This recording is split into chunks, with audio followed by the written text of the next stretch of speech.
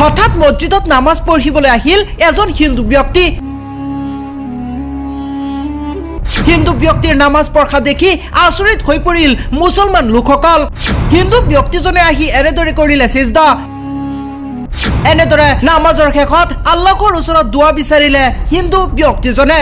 এই ভিডিঅ'টো আপোনালোকে যিমান পাৰে শ্বেয়াৰ কৰি দিয়ক, কিয়নো বৰ্তমান সময়ত ট্ৰেণ্ডিং তথা বনজুইৰ দৰে ভাইৰেল হৈ পৰা এটা ভিডিঅ' য'ত দেখিবলৈ পোৱা গৈছে এগৰাকী হিন্দু ব্যক্তি নামাজ পঢ়িবলৈ মুছলমানৰ মছজিদত আহিছে। তেওঁৰ নামাজ পঢ়া দেখি আৰু দোৱা কৰা দেখি মছজিদৰ নামাজ পঢ়িবলৈ অহা আন মুছলমান লোকসকলে এইদৰে লাগি চাই আছে। মাশাআল্লাহ, কি সুন্দৰ দৃশ্য। এই হিন্দু ব্যক্তিজনক সেই মছজিদত নামাজ পঢ়িবলৈ অহা মুছলমান লোকসকলে সুধিলে, আপুনি কিয় নামাজ পঢ়িব আহিছে?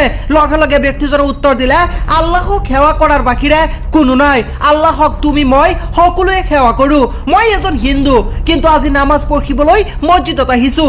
এই কথা শুনাৰ লগে লগে সকলো আচৰিত হৈ পৰিল আৰু এনেদৰে দেখিবলৈ পোৱা গ'ল মছজিদত নামাজ পঢ়িছে এগৰাকী হিন্দু ব্যক্তিয়ে। এগৰাকী হিন্দু ব্যক্তিয়ে মছজিদত আহি আল্লাহক সিজদা কৰিছে, আল্লাহৰ তাত দোৱা কৰিছে।